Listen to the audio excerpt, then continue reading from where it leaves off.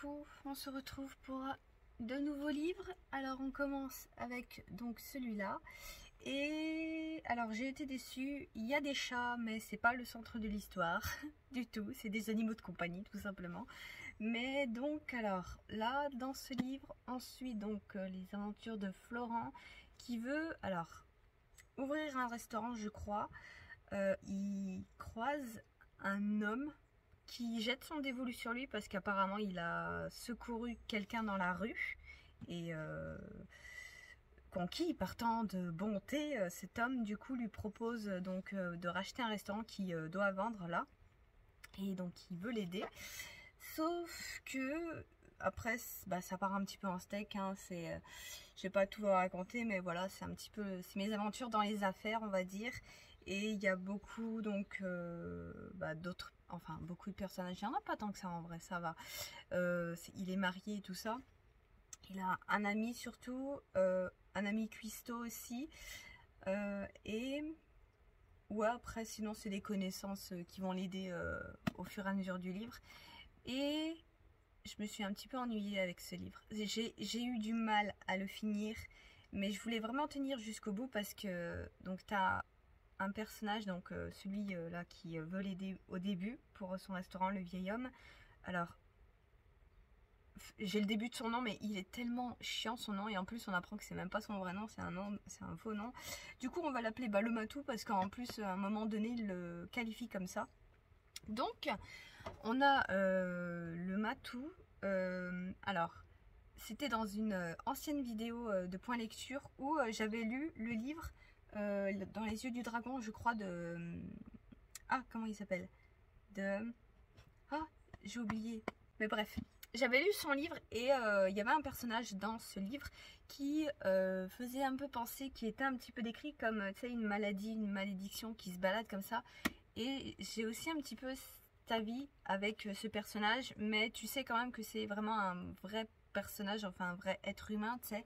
C'est juste que, à mon avis, c'est un escroc, un arnaqueur très bien rodé, et tu sais pas pourquoi, tu sais pas trop pourquoi en fait il jette son dévolu sur Florent au final, parce que au début on te donne une situation mais t'as pas vraiment l'impression que c'est ça. J'ai juste l'impression ouais c'est tombé par hasard sur Florent et il s'acharne sur lui parce que t'as des moments où il est tellement pas compréhensible, c'est trop bizarre vraiment.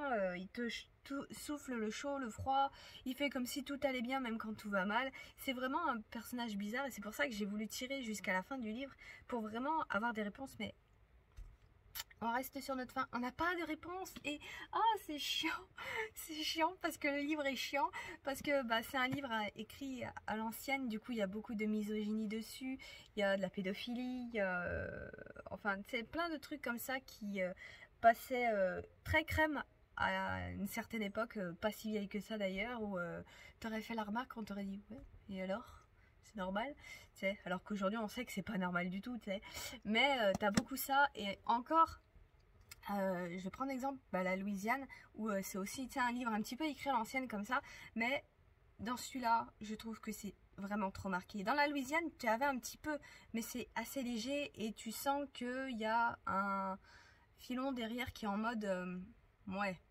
il y a ça mais c'est chiant, alors que là c'est encouragé, c'est très lourd en fait. Je trouve que ça rajoute une lourdeur au livre qui est pénible en fait. C'est pour ça que j'ai eu du mal à lire, parce que c'est pénible. À chaque fois que tu as un personnage féminin qui pop, même juste pour un chien, au bout d'un moment ils adoptent une chienne qui croise comme ça, c'est ramené à ça et c'est lourd, c'est chiant, on s'en fout. Raconte-nous plutôt l'autre vieux là, qui c'est, qu'est-ce qu'il y a, on veut savoir. C'est chiant, du coup ouais, c'est dommage parce que c'était intéressant et j'aurais aimé plus savoir, et j'ai l'impression ouais c'est un tome unique donc on ne saura jamais au final c'est quoi le fin mot de l'histoire, et c'est dommage, c'est dommage. Il y a du potentiel mais l'auteur est passé un petit peu à côté, c'est vraiment dommage. Ça m'a un petit peu surpris au départ, mais entre chaque... je vais vous montrer une page. Entre chaque... Regarde, t'as plein d'espaces. C'est pas un texte condensé comme on a d'habitude. Il y a des espaces dans les trucs. C'est bizarre, je sais pas trop pourquoi. Mais bon, c'est pas très perturbant. Hop, ce second livre, alors, j'ai pas l'habitude de lire ce genre de roman mystère, policier entre guillemets. Mais du coup, donc là on suit Jodie, une petite fille à l'époque, mais maintenant je crois qu'elle a 23 ans à peu près. Et donc elle a perdu ses parents, donc son père a été tué, sa mère a été portée disparue, on n'a plus de nouvelles d'elle. Et on va apprendre la vérité sur ce qui s'est vraiment passé, bien sûr, hein, parce que c'est pas aussi simple, même s'ils ont arrêté un suspect, enfin le meurtrier, c'est pas aussi simple en fait, parce que on se doute bien que c'est pas vraiment lui. Il a bien sûr des crimes à son encontre, mais pas de ce ordre-là. C'est un salopard, hein, je dis pas. Mais il y a quand même... comment on dit ça, tu sais, une différence de classe sociale, on va dire, parce que là on est dans une petite ville et du Kansas il me semble, et tu comprends que notre famille que l'on suit là, elle a un ranch avec des vaches, des chevaux, enfin voilà, c'est des cow-boys quoi, et ils sont assez aisés, c'est d'ailleurs les seuls à peu près à bien s'en sortir dans la ville, parce que la ville elle... de ce qu'on comprend, pas mal de magasins ferment et tout ça. Pas mal de problèmes en tout cas économiques. Et il n'y a qu'eux qui arrivent à s'en sortir. C'est une des plus riches familles du coin. Et j'aime bien à un moment donné avec Jodie, on a un échange avec le barman qui lui fait comprendre que si lui ne croyait pas en la culpabilité du meurtrier qu'ils avaient arrêté, qui s'appelait Billy je crois, c'est parce que à cause de ça, et surtout parce qu'il avait vu il était dans un certain état où c'était pas possible que ça soit lui en fait. C'était cramé. Même moi, dès le départ du livre, j'ai cramé quand en voyant la situation, parce que on commence l'histoire avec Jodie, puis on fait un bond du coup à cette fameuse tragédie, donc 23 ans en arrière, et vers la fin du livre on revient dans le présent. Et en voyant donc ce qui s'est passé dans le passé, et tu te rends compte que c'est pas lui en fait, c'est juste évident, mais c'est juste que c'était le bouc émissaire parfait. Et je dis pas c'est un connard, hein.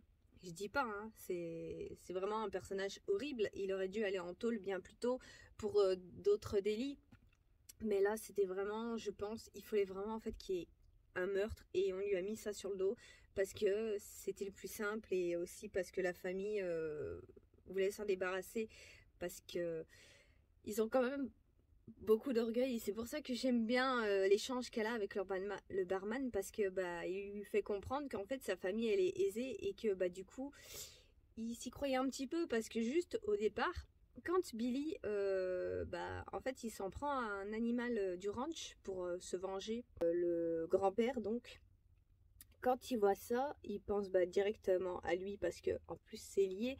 Mais surtout, moi ce qui m'a choqué, c'est qu'il appelle le shérif, il lui dit d'aller perquisitionner le domicile, d'interroger sa femme, de faire ci, de faire ça. En fait il se prend pour son boss, et tu te rends vraiment compte que mec, tu l'appelles ok pour lui signaler un délit, mais tu lui dis pas quoi faire, t'es pas son supérieur.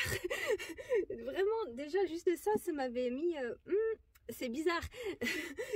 C'est pas normal. Et du coup le barman fait comprendre à Jodie que voilà, ils ont un certain statut, et ils en ont un petit peu abusé pour le coup. Après c'est dommage, Jodie se pose pas plus de questions, elle réfléchit pas plus sur ça, juste ça passe à côté, ouais. Elle y pense pas vraiment, c'est dommage, elle s'y appuie pas dessus.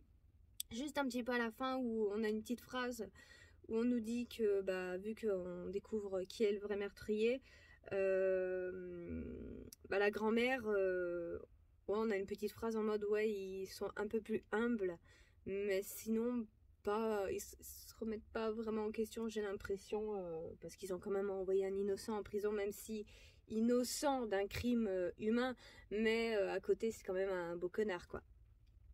Après pour les autres personnages, alors à un moment donné du livre, j'ai cru qu'ils allaient nous laisser sur un truc en mode juste on sait pas en fait qui est le vrai meurtrier. On vient de voir donc Billy qui sort de prison.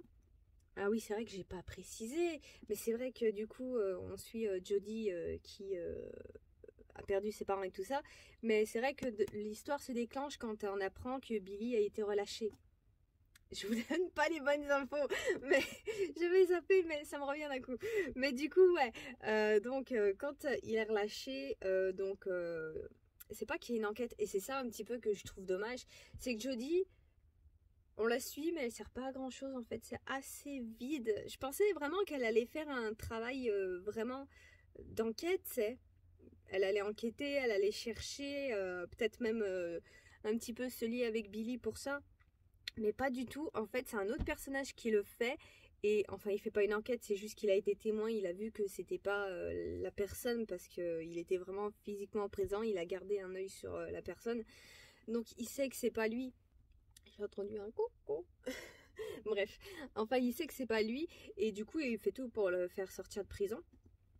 Et bon, l'innocenté après c'est un peu compliqué parce que vu qu'on est dans une petite ville, c'est un petit peu la chasse à la sorcière. Tout le monde est convaincu que c'est lui, tout le monde le détestait d'ailleurs parce que c'était un ivrogne, il était méchant, il battait sa femme. Après, tout le monde dit qu'il battait sa femme, mais franchement, on n'a pas vraiment de preuves. Elle était soumise, ça je dis pas. Elle était vraiment, c'est la femme soumise qui obéit à son mari, qui en a peur, mais ça n'a jamais été dit qu'elle avait des coups sur elle. Enfin tu vois, il n'y a jamais eu de description physique de ça. C'est juste une supposition parce que le mec est vraiment méchant, tu vois. Mais je pense que c'était un mec qui faisait peur à sa femme, clairement. À son fils aussi, c'est d'ailleurs lui qui le fait sortir de prison. Après la famille c'est compliqué, mais bon voilà. Mais c'est surtout pour prouver que c'était le bouc, ça a été le bouc émissaire vraiment. Pas seulement de la famille en fait, même de toute la ville. Tout le monde avait décidé que c'était lui parce que c'était le connard du village, tu vois. Et donc, c'est même pas avec Jodie qu'on découvre ça, c'est avec du coup le fils de Billy qui a été envoyé en prison. Je sais pas si c'est clair parce que depuis tout à l'heure je vous donne des infos comme ça, mais c'est dommage, juste. Je pense qu'on aurait dû suivre l'histoire du point de vue de son fils parce que c'était clairement plus intéressant. Même si il savait depuis le début parce qu'il a été témoin que c'était pas son père vraiment. Mais je trouve que ça aurait été plus intéressant que suivre cette famille en fait parce que la famille de Jodie, je les aime pas. Pas parce que tu sais c'était les bobos riches qui se croyaient aisés au-dessus de tout le monde. Parce que c'est ça. Mais c'est surtout de par leur caractère. Bon après, grand-père et grand-mère, bon ça va, je trouve qu'ils passent encore. Mais les frères sont horribles et ils sont débiles en fait. Il y en a qu'un, celui qui se fait tuer, qui est à peu près bien, même si le pauvre avec sa femme. Hein. Mais bon, je vais pas non plus tout vous raconter. Mais c'est vraiment dommage parce que cette famille, je la trouve pas intéressante. Et franchement, jusqu'à la fin du livre, je m'en foutais. Je m'en foutais de leurs problèmes. Je m'en foutais que l'autre y soit mort. C'est triste, mais cette famille est chiante, juste. J'aurais vraiment préféré suivre ce bouquin du point de vue du fils du du supposé meurtrier. Parce que c'était plus intéressant. Et d'ailleurs, pour parler du meurtrier sans dire qui c'est, alors j'avais un personnage, j'ai toujours un personnage que j'aime bien, un personnage préféré. Je pense qu'on a toujours un personnage qu'on préfère. Et c'est celui-là en fait le meurtrier. Et du coup, je m'y attendais tellement pas parce que en fait, tout le long du livre, t'as plusieurs petits indices, tu sais, comme ça, éparpillés, qui te laissent des idées sur qui ça peut être. C'est pour ça qu'au début, ça a été clair que c'était pas lui, même avant que le livre le dise. Clairement, c'était pas Billy parce que machin, tu vois. Et moi, j'avais une suspecte pour le coup. Peut-être même deux, mais l'autre deuxième, j'étais vraiment pas sûre. C'était juste une idée comme ça. Mais la première, ouais. Mais c'était pas tout à fait elle. On va dire qu'elle était complice. Elle a pas vraiment participé. Mais elle était là, quoi. Elle était complice. Mais j'étais pas loin. Par contre, pour le vrai meurtrier, du coup, j'étais en mode non, pourquoi lui, je l'aimais bien. Mais vraiment, ça m'a pris de court parce qu'ils ont vraiment laissé aucun indice, aucun doute. Ou alors j'ai dû peut-être louper une micro-phrase, je sais pas. peut-être, mais vraiment jusqu'à la fin, je ne l'ai pas vu venir. Je n'ai rien vu qui laissait supposer que c'était lui. J'étais en mode non, je me suis sentie trahie, limite j'avais envie d'arrêter de lire, tu sais. Mais bon, c'était sympa quand même, mais c'est dommage que c'était vraiment tout à la fin, quoi. J'ai dû me taper tout ça avant d'arriver à ça, et bah, avec ce personnage qu'on suit, c'était chiant. C'était long. Ah, j'ai eu du mal à le démarrer, le livre, hein, franchement, mais bon, après ça a été plus intéressant, mais c'est dommage vers la fin. C'est dommage qu'il n'y ait pas plus, qu'on ait perdu, ouais, un petit peu de temps avec bah, du blabla qui sert pas à grand chose, parce que bah il y avait pas mal de trucs à réparer en fait, parce qu'il y avait un innocent, il y avait bah, même la famille en fait, parce que donc il avait sa femme et son fils qui a subi beaucoup, vu que tu sais c'était tout le village un petit peu qui était contre eux.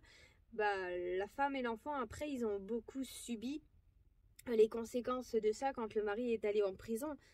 Ils ont subi le harcèlement, ils ont été mis en paria, et c'est dommage que à la fin on a un petit esquisse de ouais, on va essayer de l'inviter à dîner, tu sais, pour réparer un petit peu nos torts et nanan, et encore elle doit insister, hein, parce qu'ils veulent pas, ils se sentent coupables, ok, mais ils veulent pas réparer leurs torts. Et voilà, et c'est chiant, et j'aurais aimé un petit peu qu'on ait un petit peu plus, ouais, de ça.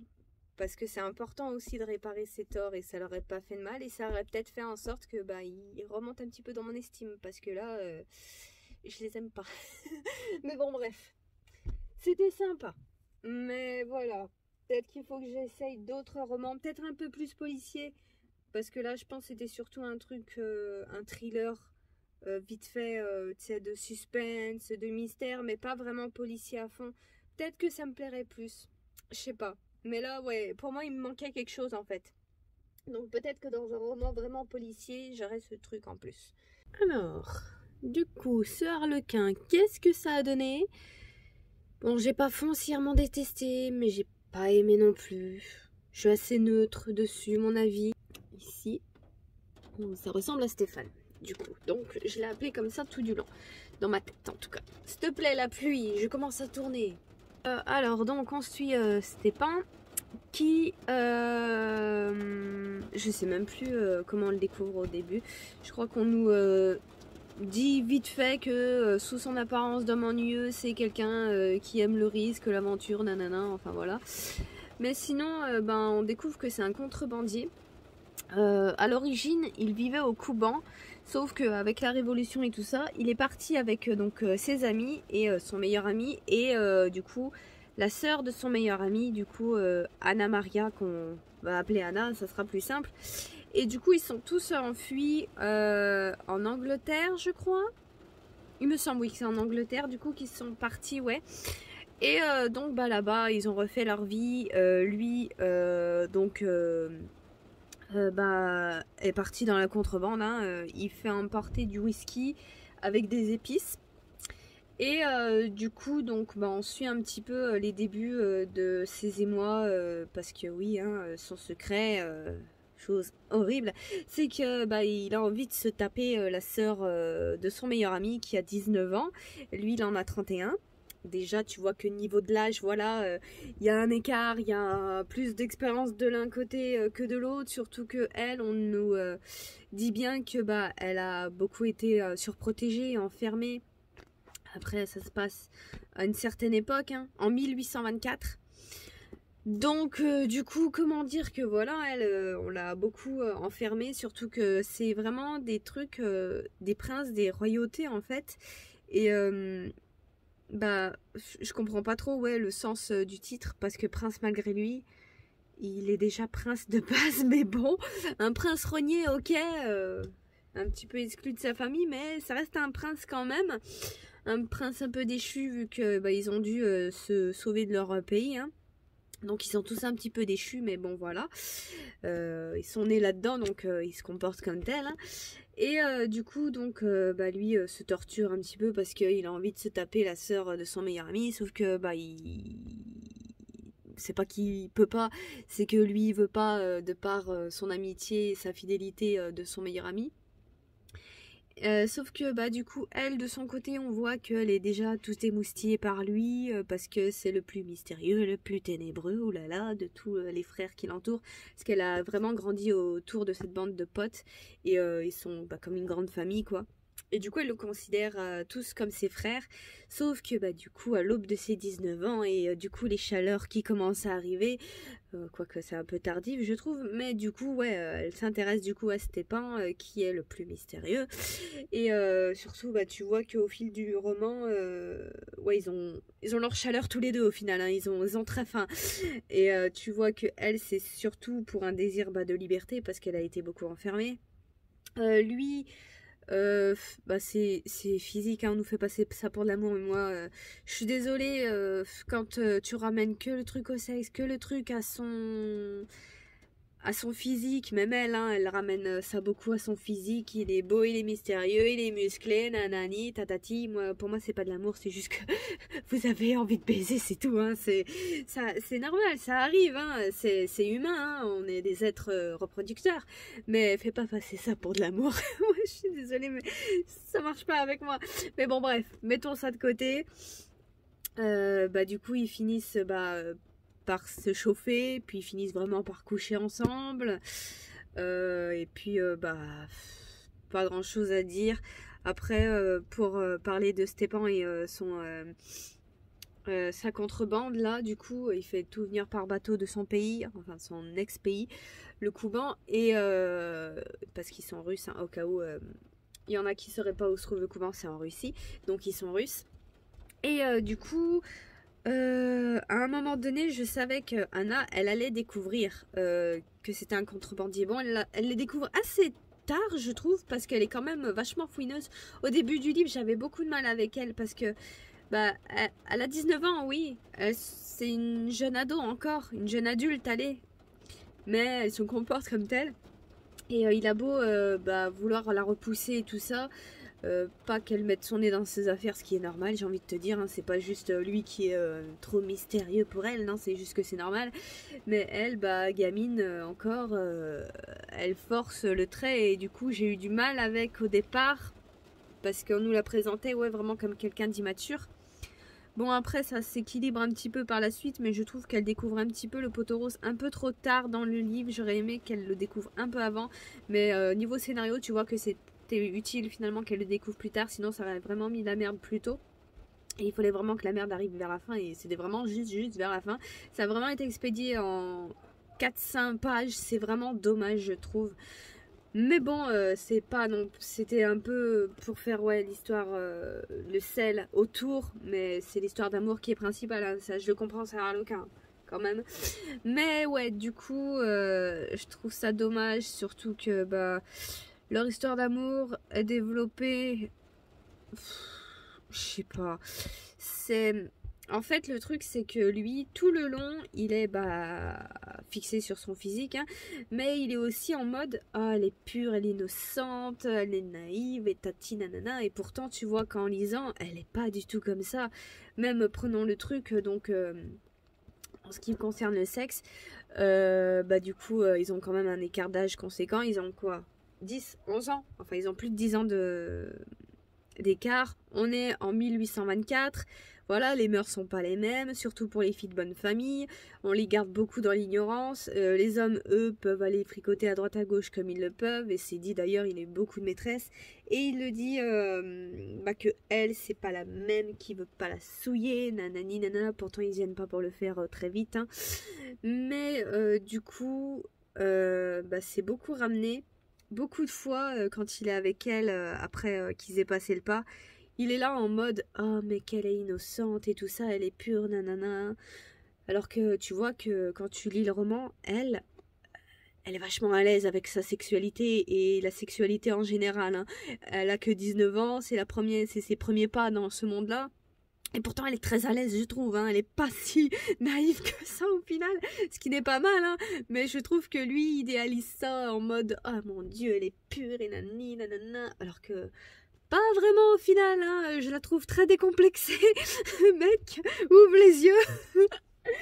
Mais bon, sinon, voilà, c'était ouais, après moi, les histoires d'amour, c'est pas vraiment mon kiff, surtout dans des trucs comme ça où bah, c'est plus santé sur le cul que sur les histoires d'amour, parce que le mec, du coup, a fermé son cœur, il sait pas ce que c'est que l'amour, alors que finalement, bah, il est très bien capable de tomber amoureux d'elle, mais bon, faut qu'elle lui ouvre les yeux, et nanani, nanana, il est pas capable de se rendre compte tout seul, voilà. Il a 30 piges, mais bon, c'est une gamine de 19 ans qui doit lui apprendre la vie. Bref. Pour la suite, après, par contre, ce qui m'a un petit peu déplu dans le personnage de Stepan et pour son truc illégal là qu'il fait, c'est qu'il embauche en fait des ados, des jeunes défavorisés. Et au début du roman, Ward nous le présente qu'il fait ça pour le kiff, pour l'aventure et tout ça, tu vois, pour le frisson, parce qu'il s'emmerde, je crois. Mais en tout cas, voilà. Et plus tard, en fait, ça c'est complètement skippé. Et plus tard, la raison qu'il donne pour justifier sa contrebande, c'est pour combattre l'injustice économique. Parce que du coup, tu sais, t'as des frais de douane à faire passer pour faire passer les produits d'un pays à un autre et tout ça. Non, non, tu sais, tu peux pas faire comme ça. Et lui, c'est ce qu'il fait justement. Mais du coup, pour lui, c'est combattre l'injustice. Et bah, je trouve que c'est un bel hypocrite sur ce point, parce que bon, d'accord, il fait ses trucs de contrebande, en vrai, ça c'est pas le problème. Qu'il fasse son délire, c'est pas... Voilà, c'est pas grave, on s'en fout. Par contre, le truc, c'est qu'il embauche donc des ados, mais c'est pas, tu sais, genre des ados de 15-16 ans, je me serais dit, bon, allez, ok, ça passe, à peu près, même si, voilà, c'est quand même des mineurs. Mais... ce qu'il y a, c'est qu'à un moment donné, donc il révèle tout ça à Anna et il l'emmène carrément voir la planque et tout ça. Et elle voit tous les gens sous ses ordres, enfin les enfants sous ses ordres, les jeunes ados. Et justement, il y a des enfants. Il y en a un qui a 8 ans. Donc voilà, c'est le mec, tu sais, c'est pour combattre l'injustice et tout ça. Et pourtant, ça le dérange pas, tu sais, de faire travailler des gamins de même pas 10 ans. Sous ses ordres. Et après, le pire, c'est que Anna, elle est en mode « Oh mon Dieu, qu'est-ce qu'il a bon cœur, quel généreux, et machin, nanana », quand elle découvre tout ça. Mais meuf, il fait ce qu'il reproche à l'État, en fait. Parce que pour lui, donc, être contre... combattre donc les inégalités et tout ça qu'il dit de sa justification, c'est aussi un petit peu combattre la pauvreté et toute la misère et les exploitations des enfants et tout ça. Et pourtant, il le fait lui-même. Et ça me tue. Et c'est un bel hypocrite, ou alors il se ment bien à lui-même.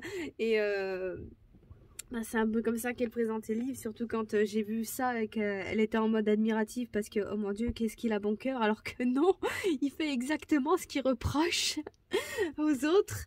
Et surtout qu'en plus, ouais... Après, tu sais, c'est des enfants et lui-même est choqué à un moment. En tout cas, il se dit oh mon Dieu, heureusement que mes hommes sont très loyaux et tout ça. Sauf que, mec, tes hommes, déjà, c'est des enfants, des ados, des rues qui n'ont rien, qui doivent se battre pour survivre, pour gagner le moindre pièce, pour faire vivre leur famille, pour vivre eux-mêmes, pour survivre, quoi. C'est normal qu'ils te soient loyaux, surtout que toi, t'es un adulte. Ils dépendent de toi. Et même lui, dans le livre, plusieurs reprises, il se le dit, tu sais, il se le dit, il faut que les enfants, et qu'il peut pas, parce que il leur fait courir des risques, et du coup, il culpabilise avec ça. Il est en mode, ouais, mais je suis pas tout seul dans cette galère, il y a aussi les gamins et tout ça, nanana. Et, mais mec, c'est ta faute, c'est toi qui les as mis dans cette situation. Pourquoi t'as pas pris des adultes? Pourquoi tu as pris des enfants? Parce que c'est plus simple, tiens. T'es sûr d'avoir leur loyauté infinie? Tiens donc! Voilà. Le truc que j'ai pas aimé dans ce livre, c'est ça. Stepan, c'est un bel connard pour ce point-là. C'est un mec qui se ment à lui-même, hein, clairement, et ça, j'ai pas aimé. Mais sinon, voilà. Après, donc, comme j'ai dit, la fin, c'est vachement expédié parce qu'il se fait prendre. Il est sauvé, un extrémiste. Ouais, la fin... rien à foutre. Ça m'a un petit peu saoulée. Mais bon, voilà, du coup on va s'arrêter sur ce livre, cette vidéo, parce que ça commence à être long, mine de rien. J'avais pas mal de trucs à dire pour un livre qui m'a laissé neutre. Bref, à la prochaine!